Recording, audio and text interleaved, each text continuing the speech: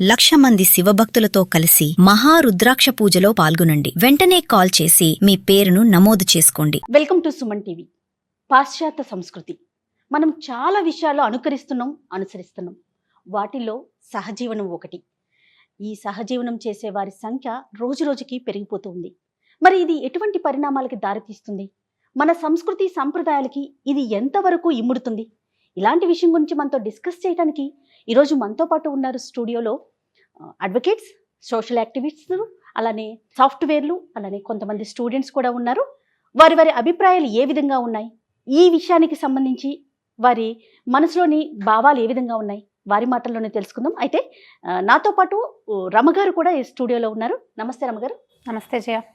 రమగారు, సహజీవనం మనం చాలాసార్లు మన ఇద్దరం డిస్కషన్ రూపంలో మాట్లాడుకున్నాం. దానికి సంబంధించి ఎటువంటి పరిణామాలకు దారితీస్తోంది, యువత ఎటుపోతోంది అనే అంశాల గురించి మాట్లాడుకున్నాం. అయితే ఒక డిబేట్ లాగా తీసుకొద్దాం. డిఫరెంట్ రంగాల్లో ఉన్న వారి అభిప్రాయాలు ఏ విధంగా ఉన్నాయి దీనికి సంబంధించి అనే ఒక ఆలోచనతో ఈ షో స్టార్ట్ చేశామండి. 2 ఏళ్ళు కలిసి ఉన్నారు, మీ ఇద్దరు సెపరేట్ అయిపోయారు. అయిపోయిన తర్వాత మీరు యూజ్ చేయబడ్డామని అనిపించదా మీకు? అయితే ఇప్పుడు పెళ్లి చేస్తారు పేరెంట్స్, ఒక 1-2 ఇయర్స్కి డివోర్స్ అయిపోతాయి ఏదో ప్రాబ్లం వల్ల. అప్పుడు మళ్ళీ సెకండ్ మ్యారేజ్ చేస్తారు పేరెంట్స్. అప్పుడు యూజ్ అండ్ థాట్ రాదా పేరెంట్స్కి? ఫెయిల్యూర్స్ అయితే తక్కువే చూస్తున్నాం, ఉండేవాళ్ళు బాగానే ఉంటున్నారు కదా. మ్యారేజ్ కూడా ఎక్కడ ఫెయిల్యూర్స్ మీరు అనేది? సహజీవనం చేయటంతో ఫెయిల్యూర్స్ అంటే సహజీవనంలో ఫెయిల్యూర్స్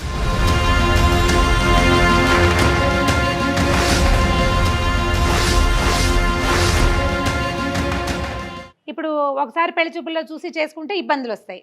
మరి మీరు లివింగ్లో ఉన్నారు, ఓ 1-2 ఏళ్ళు, ఎన్నాళ్ళు ఉంటే మనకి వాళ్ళ సంగతి తెలుస్తుంది? ఎంతకాలం ఉంటే? అవును, ఇప్పుడు మ్యారేజ్ చేస్తారు. మ్యారేజ్ చేసిన తర్వాత మ్యారేజ్ గురించి కాదు మేడం, లివింగ్ గురించి మాట్లాడదాం. లివింగ్ ఎన్నాళ్ళు కలిసి ఉంటే, ఎంతకాలం కలిసి ఉంటే? లివింగ్ అయితే let me finish my question. Okay, ఎంతకాలం కలిసి ఉంటే మీకు అవతల వాళ్ళ గురించి అర్థమవుతుంది? అది పర్సన్ ని బట్టి కదా. అవును, ఇప్పుడు ఒక 3-4 ఏళ్ళు కలిసి ఉన్నారు. అవును, కలిసి ఉన్న తర్వాత నచ్చితే కంటిన్యూ చేస్తారు, లేకపోతే కట్ చేసుకుంటారు. అదే పెళ్లిలో 3-4 ఇయర్స్ తర్వాత నచ్చకపోతే, పర్సన్ కాకపోతే, అది కూడా పర్సన్ కాకపోతే, 3 ఏళ్ల పాటు అందుకని యూత్ ఎక్కువగా ఇంట్రెస్ట్ చూపిస్తున్నారు అంటారు. మెయిన్ పాయింట్స్ అవేనా? కాదు పాయింట్ నా క్వశ్చన్ ఫినిష్ చేయనివట్లా. మీ ఇద్దరు డిస్కస్ చేస్తున్నారు. చెప్పండి. 3 ఏళ్ళు కలిసి ఉన్నారు, మీ ఇద్దరు సెపరేట్ అయిపోయారు. అయిపోయిన తర్వాత మీరు యూజ్ చేయబడ్డామని అనిపించదా మీకు? అయితే ఇప్పుడు పెళ్లి చేస్తారు పేరెంట్స్, ఒక 1-2 ఇయర్స్కి డివోర్స్ అయిపోతాయి ఏదో ప్రాబ్లం వల్ల. అప్పుడు మళ్ళీ సెకండ్ మ్యారేజ్ చేస్తారు పేరెంట్స్. అప్పుడు యూజ్ అండ్ థాట్ రాదా పేరెంట్స్కి? అసలు వివాహం అనే వ్యవస్థలోనండి పెళ్ళి అనేది చెప్పారు, కానీ విడాకులు అనేది మన చట్టం, మన ధర్మంలో లేదు. First point. సెకండ్ పాయింట్, ఎంతసేపు ఇన్ని సంవత్సరాలు ఉంటే తెలుస్తుంది, అన్ని సంవత్సరాలు ఉంటే తెలుస్తుంది అనే చూస్తున్నారు, కానీ అసలు అన్ని సంవత్సరాలు ఉంటేనే కానీ తెలుసుకోలేనంత వీక్ రిలేషన్షిప్. అసలు దాన్ని రిలేషన్షిప్ అంటామా మనం? తోబుట్టువులు కానివ్వండి, తల్లిదండ్రులు కానివ్వండి, చుట్టాలు కానివ్వండి, మనకి కొన్ని సంవత్సరాల పాటు ప్రయాణం చేసిన తర్వాత మనకి అందులో తీపి తెలుస్తుంది, కానీ నేను దిగగానే ఇందులో ఉన్న మంచి నాకు మొత్తంగా కావాలి అన్న ఆతృతతోటి, అన్న ఇంటెన్షన్ తోటి మీరు ఒక రిలేషన్షిప్ లోకి వెళ్తున్నారంటే ఇప్పుడు మేడం అన్నారు రిలేషన్షిప్ ఎంత వీక్ గా ఉందండి. ఎందుకు వీక్ గా ఉంటది? ఇప్పుడు మెచ్యూర్డ్ గా ఉండి ఓకే నాకు పర్సన్ కరెక్ట్ గా సూట్ అవుతాడు ఓకే అన్నప్పుడు మనం కదా మనం కంటిన్యూ చేస్తాము. మరి అప్పుడు పెళ్ళే చేసుకోవచ్చు కదా. అవును, ఎందుకు చేసుకోం మేడం? చేసుకుంటాం కదా. అది ఎందుకు?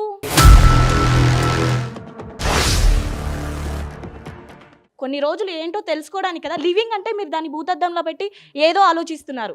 లివింగ్ అంటే అది మాత్రమే ఉండదు, యూజ్ చేసుకోవడం మాత్రమే ఉండదు. కష్టం సుఖం ఏదైనా తెలుసుకోవడం, షేరింగ్ అన్నారు కదా ఇందాక. సో అది కూడా కదా. సో మీరు అన్నారు కదా మేడం, అంటే అన్ని విషయాలు షేర్ చేసుకుంటారు అంటారు. అవును, అన్ని విషయాలు షేర్ చేసుకోవడం. మీరు అన్నారు కదా మేడం, గుడ్డిగా ఎవరినో చూసుకొని చేసుకోవడం కంటే ఇది బెస్ట్ కదా. మనకు నచ్చితే కంటిన్యూ అవుతాం, లేదంటే లేదు. ఇప్పుడు బ్రేక్ చేసుకుంటే ఒక 3 ఇయర్స్లో బాధపడతామేమో, పెళ్లి తర్వాత బ్రేక్ చేసుకుంటే. నేను 100% మీతో ఏకీభవిస్తానమ్మా. ఇప్పుడు లివింగ్ రిలేషన్షిప్ అనేది మనం చాలా తప్పు పడుతున్నాము. ఇందాక ఒక వ్యాలిడ్ పాయింట్ అన్నారు, ఏంటి అంటే డైవర్స్ అనే కాన్సెప్ట్ మన వివాహ వ్యవస్థలో లేదు. దాన్ని ఏ రకంగా అయితే మనం అడాప్ట్ చేసుకున్నాం, ఈరోజు డైవర్స్ కోర్టుకు వచ్చి చూస్తే చాలా ఎక్కువ శాతంలో జరిగే అవును, కేసు అంటే దాన్ని మనం యాక్సెప్ట్ చేయగలుగుతున్నాం. రెండో పెళ్లి చేస్తాం, మూడో పెళ్లి చేస్తాం, దాన్ని యాక్సెప్ట్ చేస్తున్నాం. ఎందుకంటే వివాహ వ్యవస్థ అనేది మనం యాక్సెప్ట్ చేస్తున్నాం. అదే లివ్ ఇన్ రిలేషన్షిప్ ఇప్పుడు ట్రెండ్ వాళ్ళు ఫాలో అవుతున్నారు. మనం వాళ్ళకి ఏం చెప్పాలంటే లివ్ ఇన్ రిలేషన్షిప్లో ఇవి ప్రాబ్లమ్స్, అయినా మీరు వెళ్తానంటే వెళ్ళండి. ఎందుకంటే ఫ్యామిలీ లైఫ్లో కూడా 100% సక్సెస్ ఉంది అని మనం చెప్పలేము. తల్లిదండ్రులు అన్ని చూసి చేసినా సక్సెస్ అవుతున్నాయి అనలే. పెళ్ళైన వారం రోజులకే డైవర్స్ కావాలని వచ్చిన కేసులు చాలా ఉంటున్నాయి. మరి అలాంటప్పుడు వాళ్ళంతకు వాళ్ళు వెన్నుకునే మనకు ఆర్టికల్ 21 కూడా చెప్తుంది ఎవరికి ఏ రకంగా ఉండాలనుకుంటే ఆ రకంగా ఉండేటువంటి స్వేచ్ఛ ఉంది అని. మరి ఇప్పటి జనరేషన్ మేము లివ్ ఇన్ రిలేషన్షిప్లో ఉంటాము అని అంటే మనం ఎందుకు తప్పు పడుతున్నాం? అది తప్పు కాదు. మనం ఈ డైవర్స్ అనే కాన్సెప్ట్ని యాక్సెప్ట్ చేసినప్పుడు దీన్ని కూడా యాక్సెప్ట్ చేయాలా. కానీ ఎంతమంది పేరెంట్స్ దానికి రెడీగా ఉంటారు? అదే ఓకే, తప్పు కాదు అని అర్ధరాత్రి పంపించడానికి. ఆడపిల్ల బయటికి వెళ్ళకూడదు అనే కాన్సెప్ట్ నుంచి ఈ రోజు నైట్ షిఫ్ట్ చేసే వరకు మనం వచ్చినప్పుడు 100% మనం అది అడాప్ట్ చేసుకున్నప్పుడు ఇది వెస్టర్న్ కల్చర్, దీన్ని ఎందుకు అడాప్ట్ అంటే చేసుకోలేకపోతున్నాం? 1 పాయింట్ ఉంది మేడం.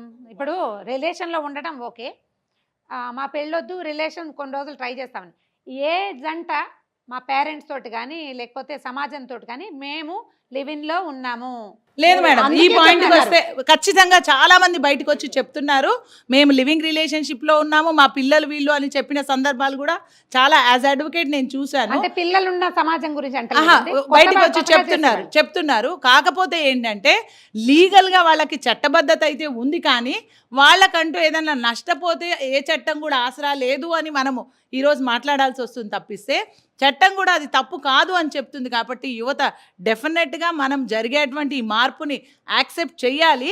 యాక్సెప్ట్ చేస్తున్నప్పుడు వాళ్ళకు వార్న్ చేయాల్సినటువంటి బాధ్యత కూడా మనపైనే ఉంది. అంటే పేరెంట్స్ వైపు నుంచే మార్పు రావాలంటారా? పేరెంట్స్ వైపును కాదండి, సొసైటీలో ఆలోచన విధానంలో మార్పు రావాలి. ఈరోజు ఒకరో ఇద్దరో పిల్లలు ఉంటున్నారు. ఇప్పుడు నా కూతురే ఉంది, వచ్చి మమ్మీ నేను ఇప్పుడు లివింగ్ రిలేషన్షిప్లో ఉంటా అంటే నా కూతురు బంధాన్ని నేను వదులుకోలేను, ఆమె ఇష్టాన్ని నేను యాక్సెప్ట్ చేయాల్సిన పరిస్థితి కూడా రావచ్చు నాకు. అలాంటప్పుడు నేను ధైర్యంగా నా కూతురు లివింగ్ రిలేషన్షిప్లో ఉంది తప్పేంటి అని నేను మాట్లాడిన రోజు సొసైటీ నన్ను వేలెత్తి చూపదు.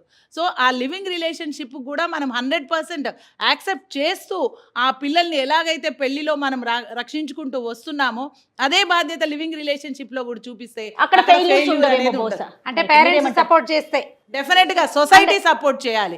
ఒక ఇద్దరు రివీల్ చేస్తే కూడా పేరెంట్స్ అనే కాదు, సొసైటీ కూడా సపోర్ట్ చేయాలి. అంటే వన్స్ పేరెంట్స్ అంటూ సపోర్ట్ చేస్తే ఆటోమేటిక్ గా సొసైటీ వైపు నుంచి ఇక్కడ కూడా ఒకటే చేతులు ఏంటంటే కలుస్తాయి యువత కదా. అంత ధైర్యమైన స్టెప్ తీసుకొని లివింగ్ రిలేషన్షిప్ లో వచ్చినప్పుడు వాళ్ళు బయటకు డిస్క్లోజ్ చేసేది కూడా అంతే ధైర్యంగా ఉంటే మరి disclose చేయాలిగా? సొసైటీ నుంచి Right. ఈక్వల్ గా ఇది వస్తుంది. చెప్పండి గురుగారు. ఈ కాలము సమాజము ఏది సులభంగా ఉంటుందో ఆ రూట్లో వెళ్ళిపోతున్నారు, కానీ ఏది మారలు ఏది మనకు కరెక్టు అన్న విషయాన్ని ప్రతి ఒక్కళ్ళు మర్చిపోతున్నారు. ఇప్పుడు లంచగొండితనము ఉండకూడదు అని అంటున్నారు, కానీ అందరూ లంచం తీసుకునే ప్రయాణంలోనే ఉన్నారు, ఇచ్చే ప్రయాణంలోనే ఉన్నారు, కానీ ఇది తప్పు అని చెప్పడం లేదు.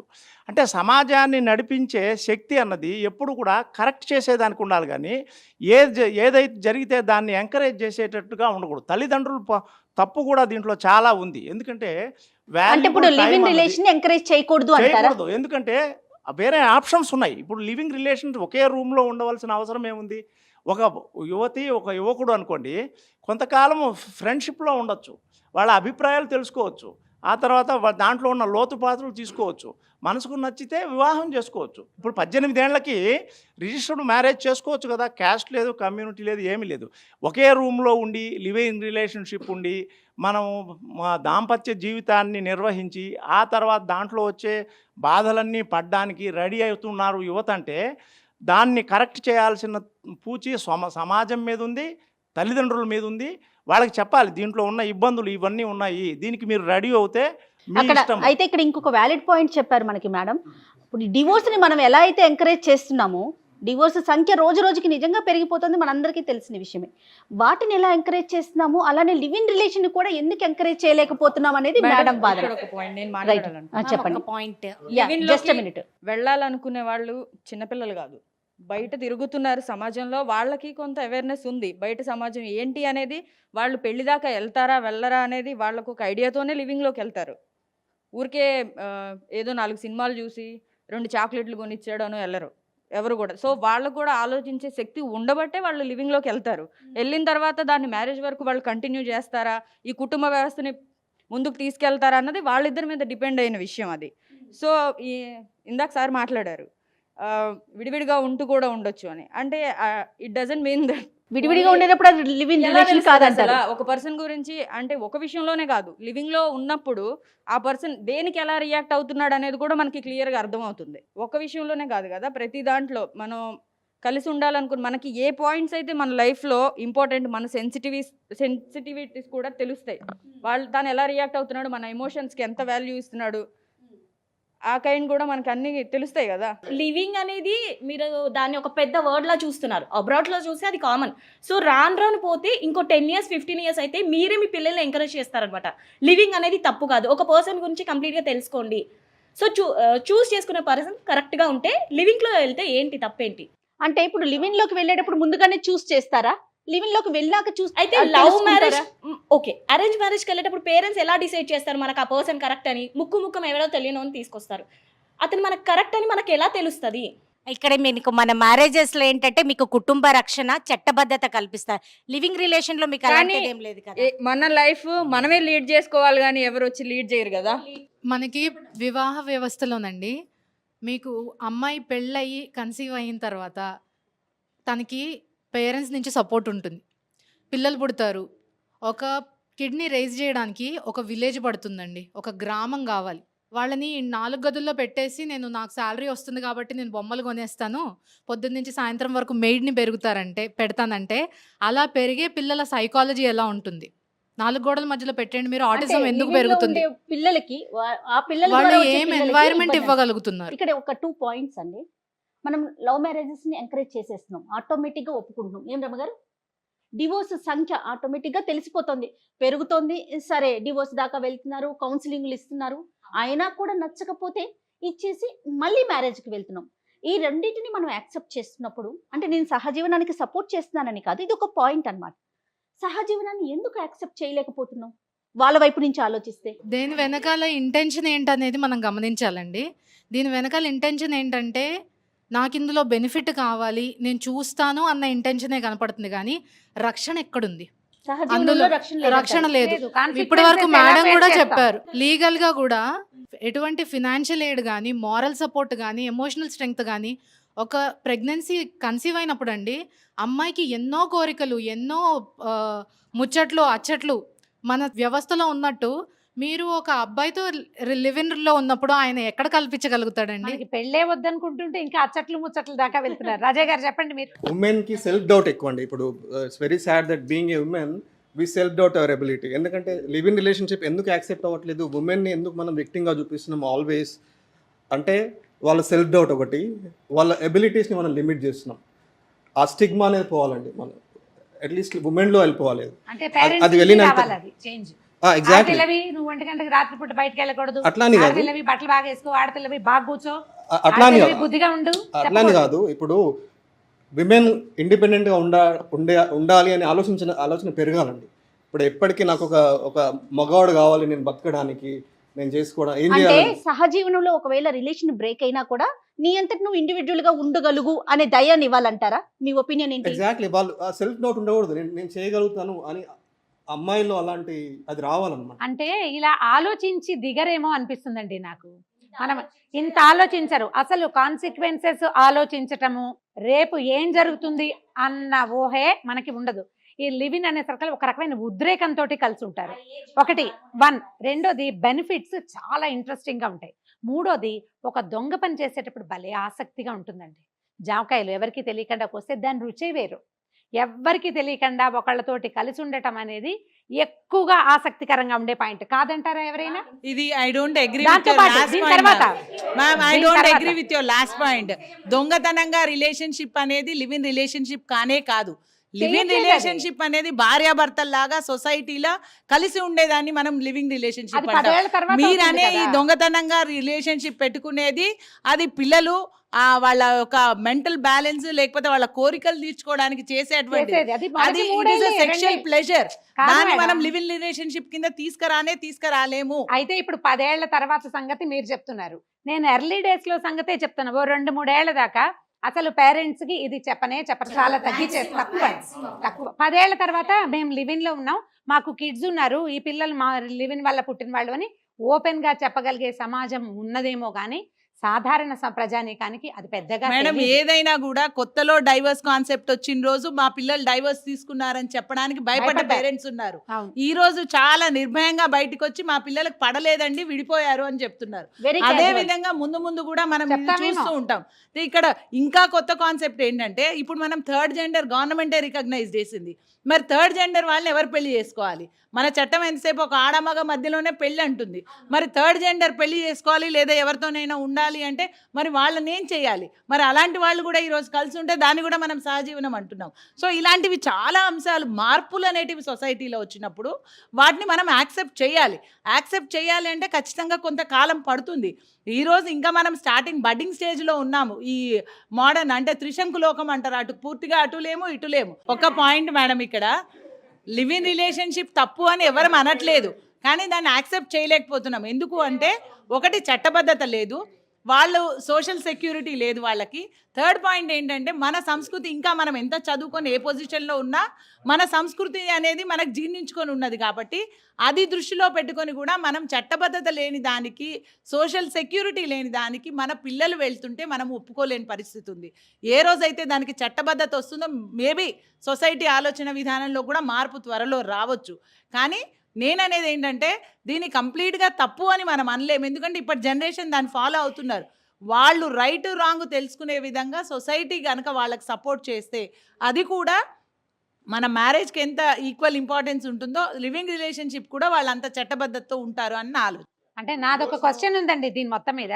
ఇప్పుడు లివింగ్ లో ఉన్నారు, కాన్సిక్వెన్సెస్ అంటే అందరూ చెప్పుకునేది అమ్మాయిలకి ప్రెగ్నెన్సీ లేదా కిడ్స్. ఇందులో మానసికమైన సమస్యలు ఏమి ఉండవా? వాళ్ళు ఎంత డిప్రెషన్ ఫీల్ అవుతారు మేడం చెప్పండి. లాస్ట్ పాయింట్ అండి నాది. పెళ్లిలో కానివ్వండి, లివ్ ఇన్ రిలేషన్షిప్ కానివ్వండి, ఎక్కడైనా ఇద్దరు వ్యక్తులు ఉన్నారు అంటే ఎవరో ఒకరు కాంప్రమైజ్ అవ్వాల్సిన పరిస్థితి ఖచ్చితంగా ఉంటుంది. కాకపోతే ఈ లివింగ్ రిలేషన్షిప్లో వాళ్ళు ఏదో ఫ్రీ బర్డ్ లాగా మా ఇష్ట ప్రకారం ఉండొచ్చు అని అనుకుంటున్నారు, కానీ వెళ్ళిన తర్వాతే దాని లోతు తెలుస్తుంది.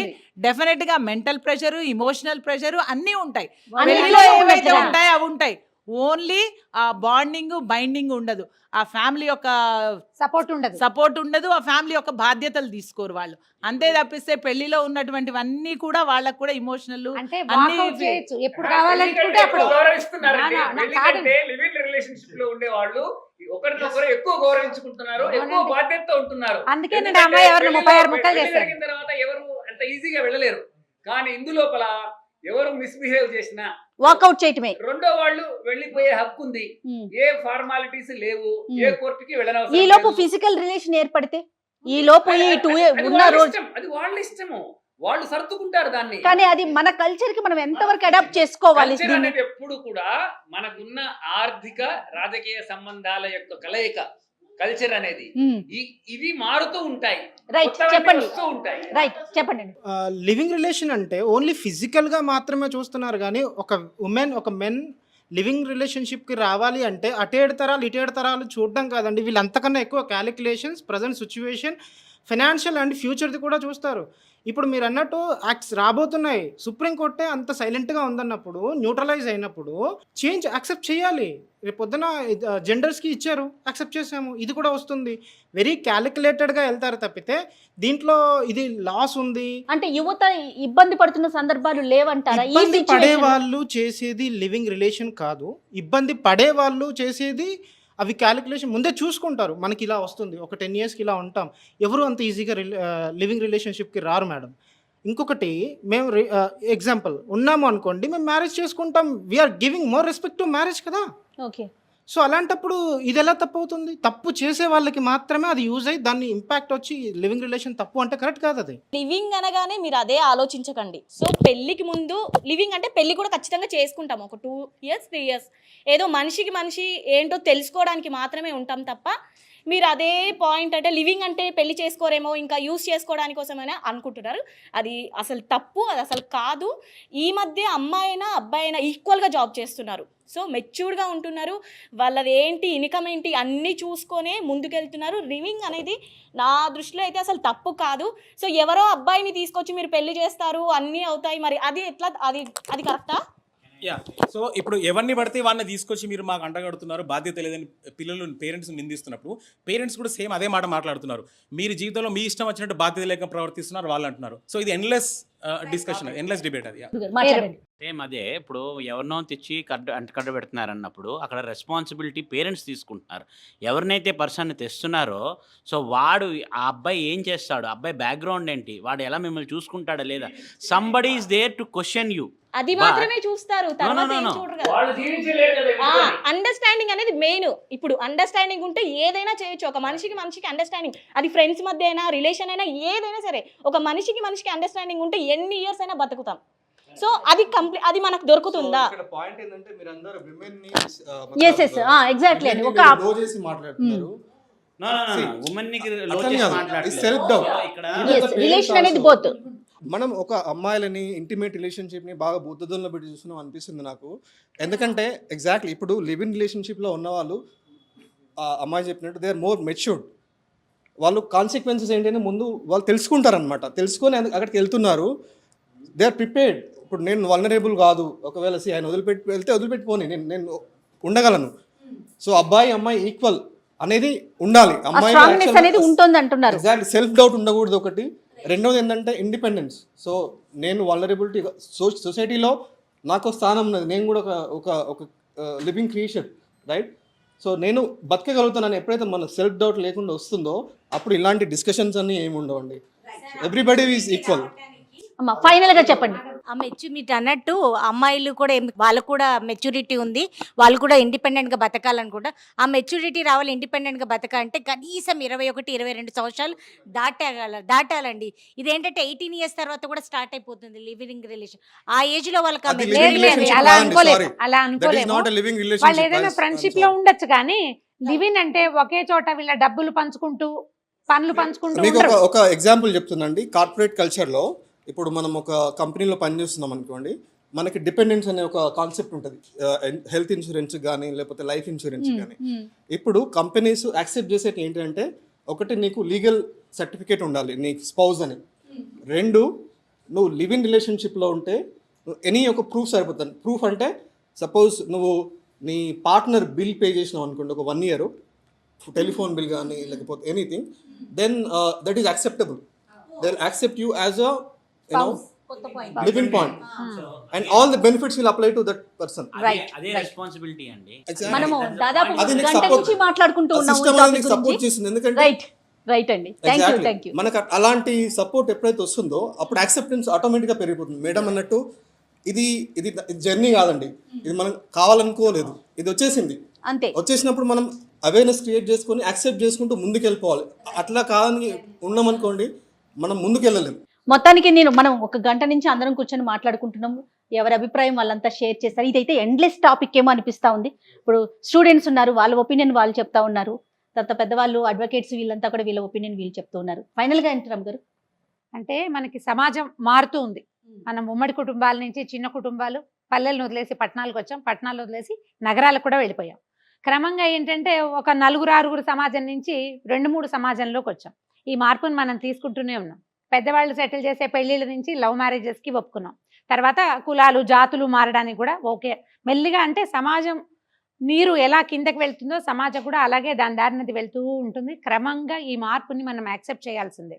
అయితే ఇది మార్పుని యాక్సెప్ట్ చేయాలని ఏదో ఒక గోతిలో దిగేయకుండా కొంచెం ప్లాన్డ్గా, మెచ్యూర్డ్గా, దీనివల్ల నాకేం సమస్య రాదు అని యువత ఆలోచించుకుని, ఇది నాకు మారల్గా సపోర్ట్ ఇస్తుందా, ఫైనాన్షియల్గా సపోర్ట్ ఇస్తుందా, దీనివల్ల సమాజం నన్ను యాక్సెప్ట్ చేస్తుందా అనేది ఆలోచించుకుని దిగితే ఇది చెయ్యొచ్చేమో అంటాం కొన్నాళ్ళ పైకి. ఎలా మనం డివోర్స్ని, సెకండ్ మ్యారేజెస్ని సపోర్ట్ చేసామో దీన్ని కూడా సపోర్ట్ చేస్తాం. కానీ ఓ 3 ఏళ్ళు కలిసి ఉన్నాం, తర్వాత నా దారిని నేను చూసుకుంటాను అని ఎవరి దారిని వాళ్ళు చెరో సోఫా తీసుకుని పక్కకి వెళ్ళిపోతే ఇప్పుడు సమాజానికి మనం ఏం చెప్తాం?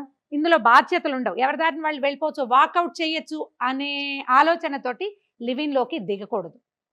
తెలుసుకోవడానికి దిగచ్చు, తెలుసుకోండి, కంటిన్యూ చేయండి, కిడ్స్ని కనండి, ఈ తర్వాత సమాజం అదే కావచ్చు.